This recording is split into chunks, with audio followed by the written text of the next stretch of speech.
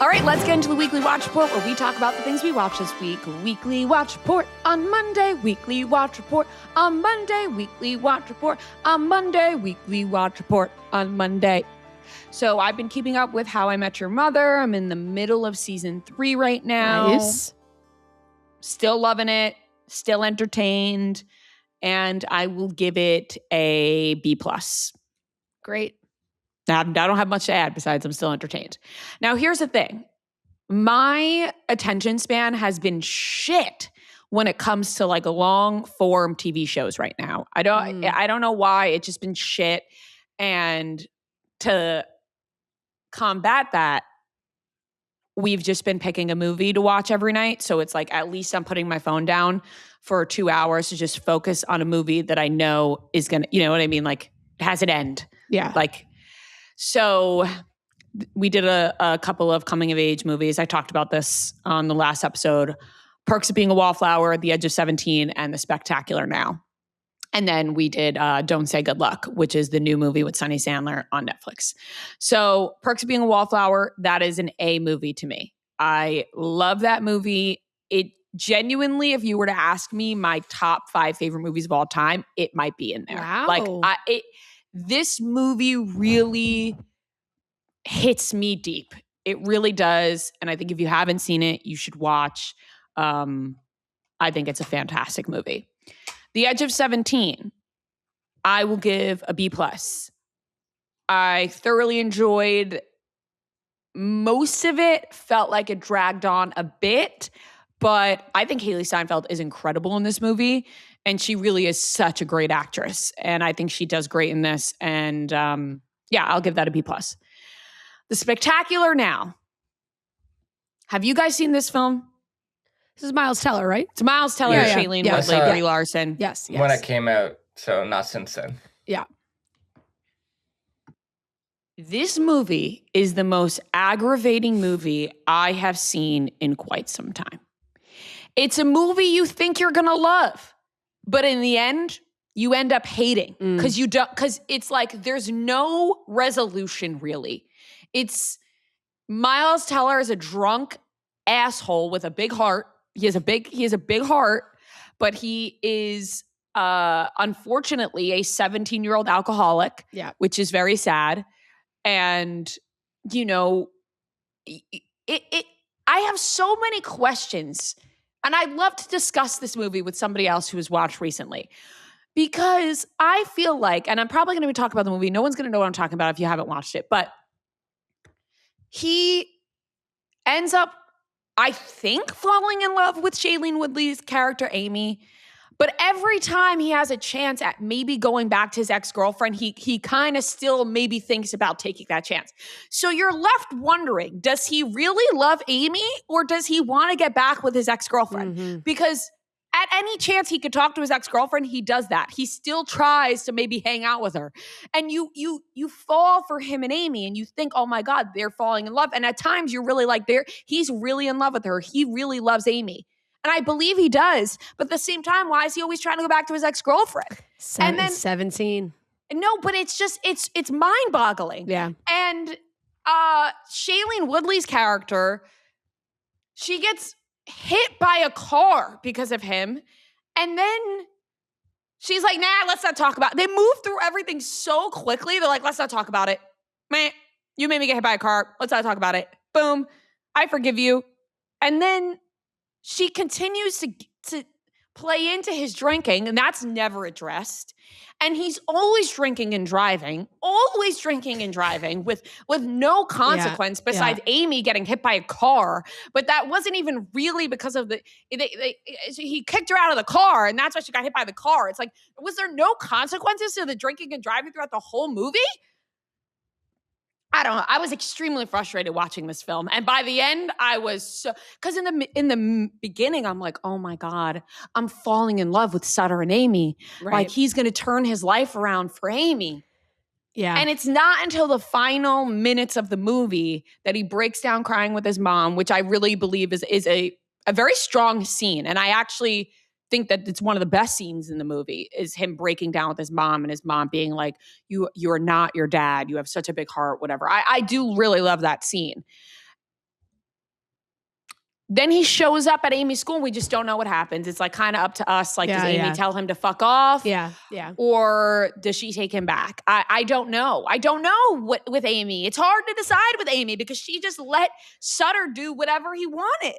And I mean, they're 17, so that Yeah. makes sense. You know, I let my high school boyfriend like literally trample me with a bus at all times. So I don't know, you know, you're watching 17-year-olds. But I just thought there was going to be like more resolution seen in the movie. And I get that it's supposed to be like an ambiguous ending and whatever. Yeah. But it was frustrating. And so I will give it a B- because it has like a rave reviews. But then I went deep into like people talking about the movie being like, why the fuck does this movie have such great reviews? And I felt justified because I was like, this is how I feel about this. Fair. So I don't recommend it. I feel like it's like one of those movies that like is very ambiguous and therefore critics love it, you know? Yes, it's like, oh my God, this emotional guy. Yeah. And you do root for his character at times because he does have that lovable heart. Yeah. But then at other times you're just like, what is that? So B-. And then Don't Say Good Luck is Sonny Sandler's new movie. I mean, How was it? Talk about talented kids, man. Like, talk about Nepo babies that have fucking talent. Mhm. There are a lot of them. Yeah. A lot of them Yeah. have a lot of talent. And it makes sense because they are spawns of their very talented parents. So it makes sense that it gets passed on. Sonny and Sadie are, I think, spectacular actresses.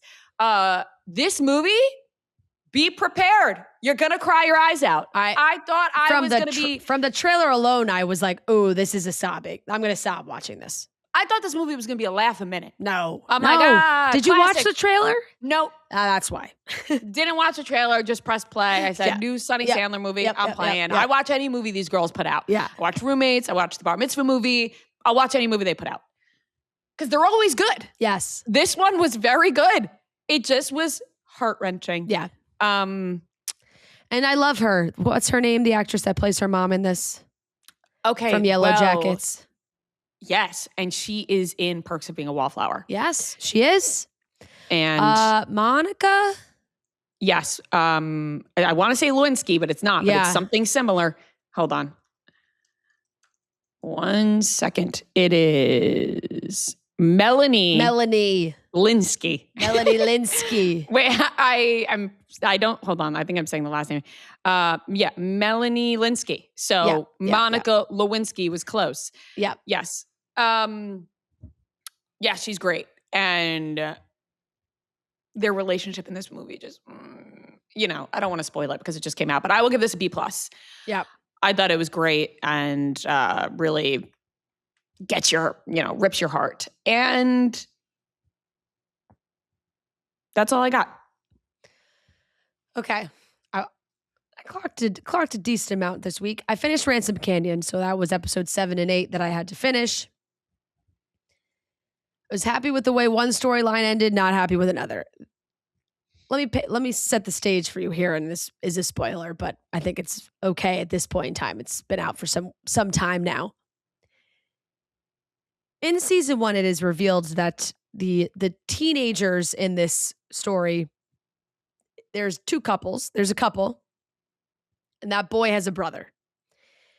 It is revealed that the girl's mother was hooking up with her boyfriend's brother.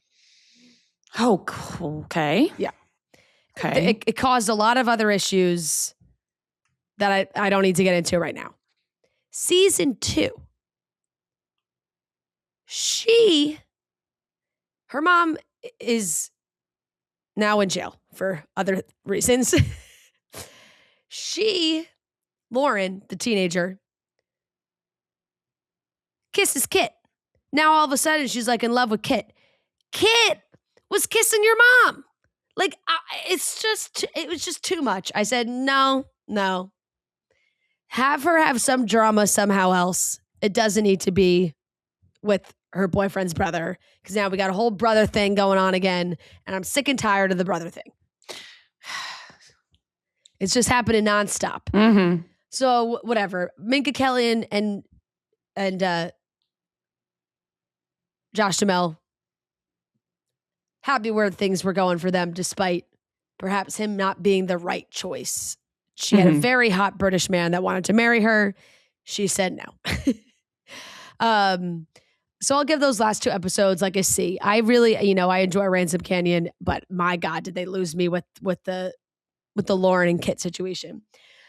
Finished House of the Dragon, watched that finale. Very good. I think this is just like the next season is going to be spectacular. It's going to just be a bloodbath because we're finally, the teams are firming up.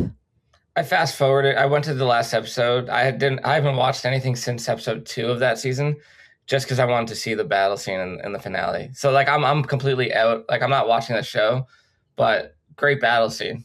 I don't really know like what's going on, but yeah, well, it's good stuff, and like it's such an interesting show because it was like talking about who you're rooting for. You're always rooting for the person that's not on the throne, like, and then when they get to the throne, the job is so big and so hard, and then things turn for them, and you're like, oh no, now you're turning into ass. Now I actually want the other people to be on the throne, and it's just a series of fuck ups. We know that that's what happens. It's like frustrating to watch because you see a path towards peace, and no one wants to take it. They all want to kill each other, and we know how it all goes anyway because it's like, well, we lost the dragons, didn't we? So. But it was a great finale. It was an A finale to me. Finished Sterling Point. Beautiful show. Oh my God. I cried my eyes out in the last episode. There is, and everyone's going to know what I'm talking about when you watch it. There is this montage of her and her mother. Her mother has passed, but there is a montage of her and her mother that's almost, like a dream sequence of what her and her mom's like life would have been together, like in this room.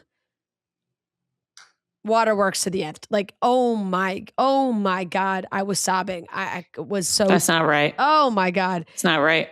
Don't spoil it because that's one show I'm actually going to. No, you have to. This week. That is no spoiler to anything that, that's no spoiler to really any of the actual plot. Besides, now I'm at the point where everyone's talking about it and I feel left out. Yeah, no, you have. And I don't like being left out of the Prime Video TV shows. No, you got to jump back in.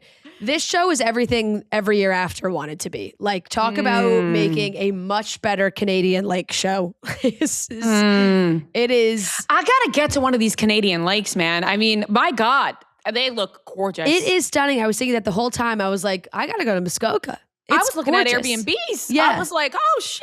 Well, you know what I saw? I got like an Instagram follow from like Visit Muskoka. And I was like, they followed all of us. I was like, shit, Visit Muskoka. Let's go. I want to visit. Love to go. I want to visit. Maybe next summer though, because I want to get the summer feel. Yeah. It looks absolutely gorgeous. The show was gorgeous. I commented this on Instagram, but this had dialogue to me that reminded me of Gilmore Girls in the sense that like it's just so well written and smart and witty that I feel like, and while yes, maybe I'm a little on the more millennial side for some of the Gen Z dialogue, I feel like for Gen Z, it will have that feel and hopefully lasting effect because I could see them doing this show for a long time. The incredibly punchable dad. Just gonna throw that out there. Really grinding my gears towards the end of the season. And there's some redeemable things about Connor, her twin as well, despite him. But he had some funny moments. He has this like Camp Rock birthday party that really was cracking me up. There's just like great references in it. There's great. It was really good. It could be an A+. Wow. You didn't even give Off Campus an A+. Not to compare the two. I know they're not comparable. That Off Campus was a rewatch. It's great. Rewatch, but the rewatch grade shouldn't that be shouldn't it be like the same? Sometimes it's like when you're watching it for the 5th time, it's still great. But It's just such a different show too. Like it's just there's no comparison in my mind. There is no comparison. Yeah, because I don't even know why I said that. Yeah. Just because it's totally different themes, and obviously like there's just Off Campus has a much more of a steamy value to it than a show like this does. And it was really I think it does get an A+ for me, to be honest, because we watched it and I got Joe to binge it, which was an accomplishment in itself. So we like flew through the rest of it. I finished My Life with the Walter Boys. I fucking hate this show, and I still watch it, and it drives me nuts. This show is it's just rage bait. They get you where you want it, and then they give you the most cliche, overdone plot line of like a teen show, of the classic like bad boy gets with good girl, but bad boy breaks up with good girl because he's really good, but he's getting pressure because everyone's like, you're too bad for her. And then he's like, in his head, he's like, oh, I'm so bad. She's so much better off without me. And then they break. Like, it's really, and every season they hit you with the last episode cliffhanger that's so rude. So rude.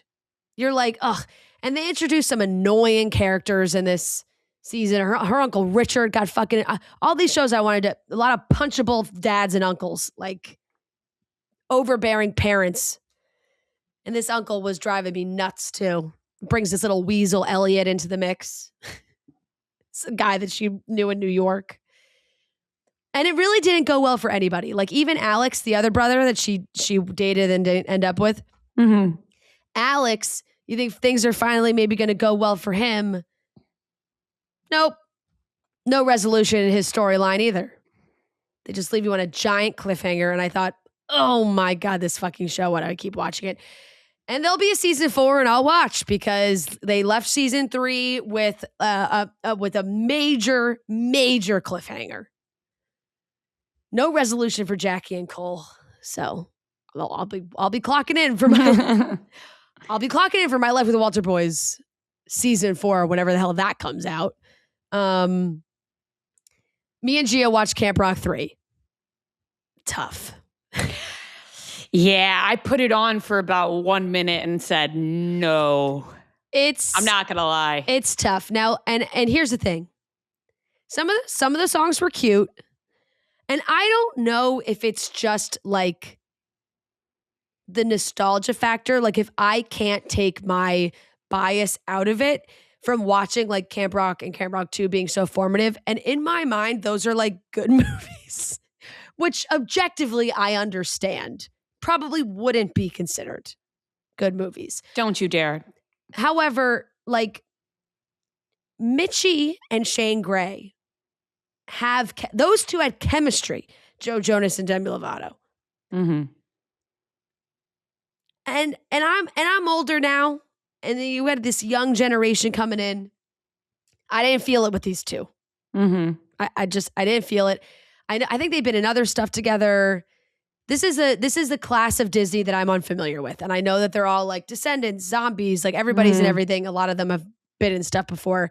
I'm pretty sure Malachi like is in the center of a lot of. I watched one TikTok about it once with the Descendants girls, some sort of love triangle situation, which I would have eaten up when I was scrolling Ocean Up when I was 13.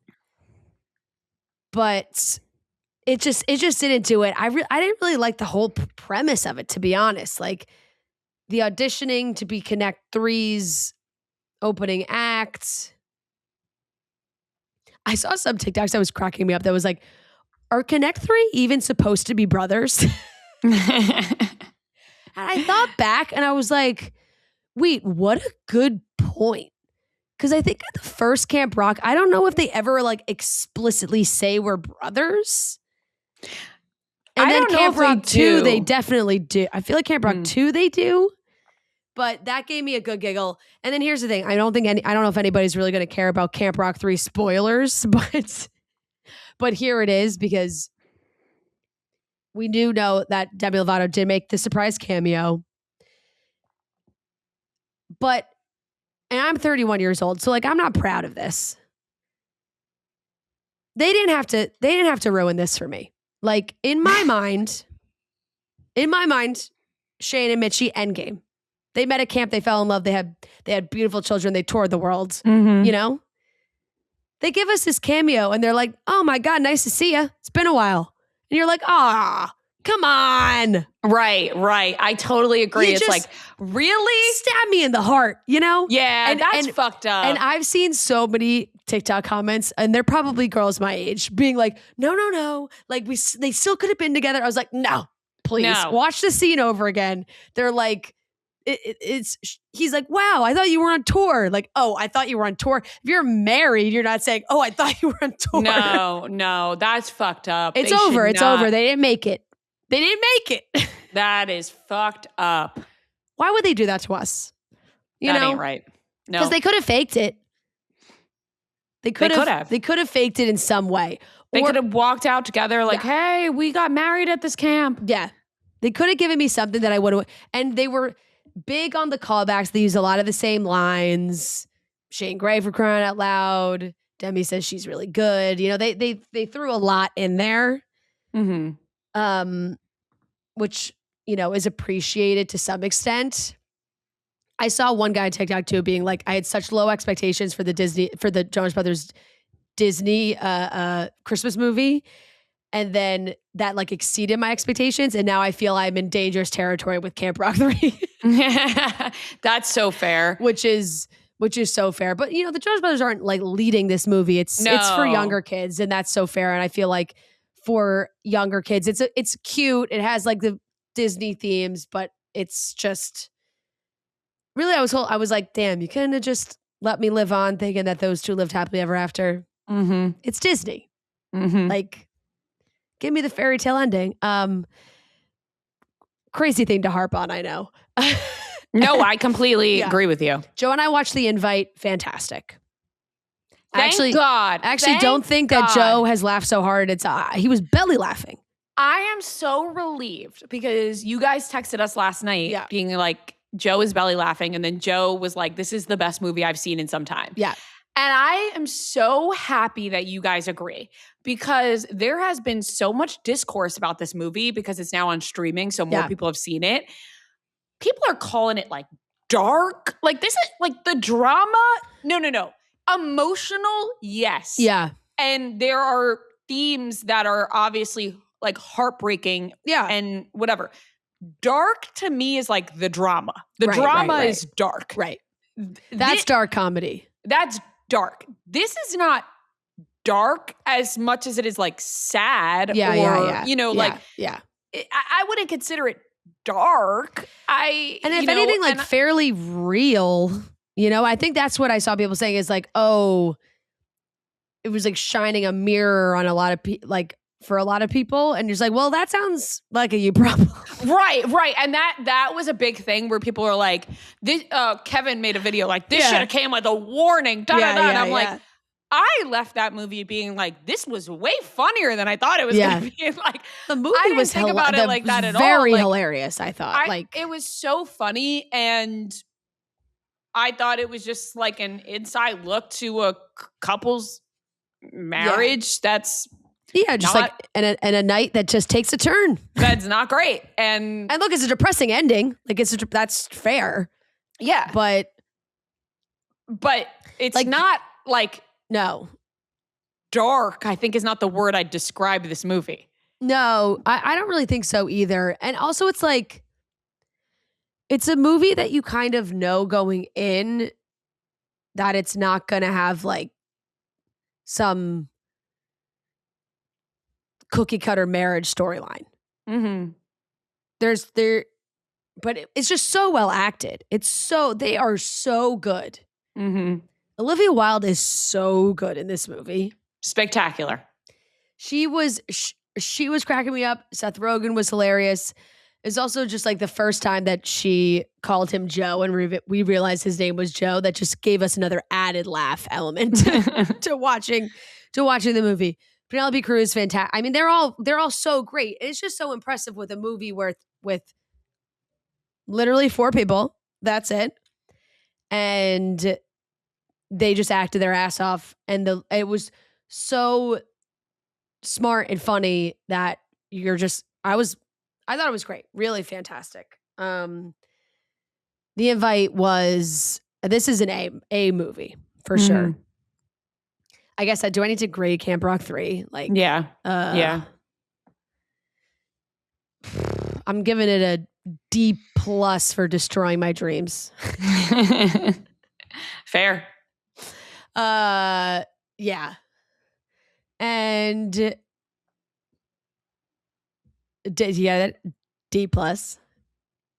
Disney Plus. Okay. That one took me a little bit. It didn't quite. It wasn't quite as strong as I thought it was going to be.